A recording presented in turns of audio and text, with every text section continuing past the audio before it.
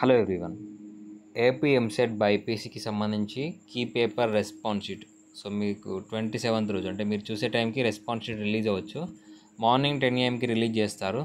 So ఎన్ని marks వస్తున్నాయో check చేసుకున్న వాళ్ళు కామెంట్లో మెన్షన్ చేయండి. మీకు వచ్చిన మార్క్సే ఫైనల్ కాదు, మనకి నార్మలైజేషన్ ప్రాసెస్ అనేది ఉంటుంది ఆన్లైన్ ఎగ్జామినేషన్స్కి. సో మీకు మార్క్స్ పెరగవచ్చు, తగ్గొచ్చు. సో మీ షిఫ్ట్ హార్డ్ని బట్టి, డిఫికల్టీ లెవెల్ని బట్టి మార్క్స్ పెరుగుతాయో తగ్గుతాయో అనేది, ఎన్ని మార్క్స్ పెరగచ్చు, ఎన్ని మార్క్స్ తగ్గే అవకాశం ఉందని ఎక్స్ప్లెయిన్ చేస్తాను. స్కిప్ చేయకుండా చూడండి, ఎందుకంటే చాలామంది స్టూడెంట్స్కి తను రాసిన షిఫ్ట్ హార్డ్గా వచ్చింది, మరి మార్కులు పెరిగే అవకాశం ఉందనేది ఒక డౌట్ అయితే ఉంటుంది. సో వీడియో ఎండింగ్లో మాట్లాడతాను.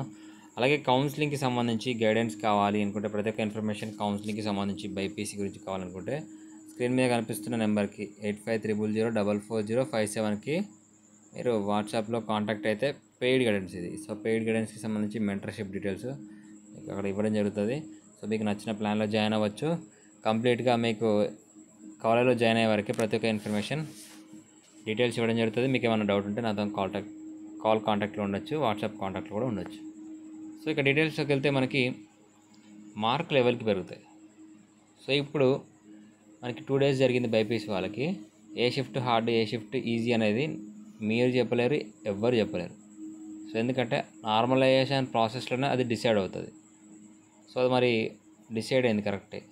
ఎన్ని మార్క్స్ పెరగచ్చు ఆ షిఫ్ట్ వాళ్ళకి? సో 1 నుంచి 2 మార్క్స్, లేదా 1 నుంచి 3, మ్యాక్సిమం 4 మార్క్స్ వరకు పెరగచ్చు. సో మీకు ఈ ఇయర్ టీఎస్లో చూడొచ్చు, హార్డ్ షిఫ్ట్ అని చెప్పారు, ఇన్ని మార్క్స్ పెరుగుతాయి, ప్లస్ 16 మార్క్స్ పెరుగుతాయి, ప్లస్ 10 మార్క్స్ పెరుగుతాయని చాలామంది చాలా రకాల వీడియోస్ చేయడం జరిగింది. సో 1-2 మార్క్స్ మాత్రమే పెరిగాయి.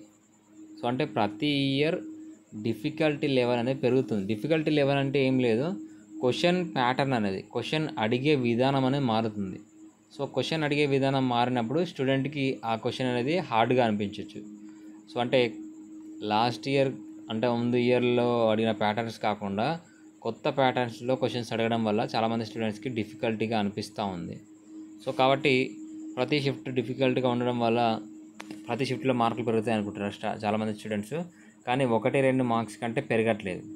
సో కానీ తగ్గితే మాత్రం 4-5 మార్క్స్, 6 మార్క్స్, ఆల్మోస్ట్ మనకి 10 మార్క్స్ వరకు కూడా తగ్గుతున్నాయి. సో అది షిఫ్ట్ని బేస్ చేసుకొని చెప్పచ్చు మనం. అంటే ఎంతమంది స్టూడెంట్స్ ఆ షిఫ్ట్లో హార్డ్ అనుకుంటున్నారో దాన్ని బట్టి మాత్రమే చెప్పచ్చు. అలాగే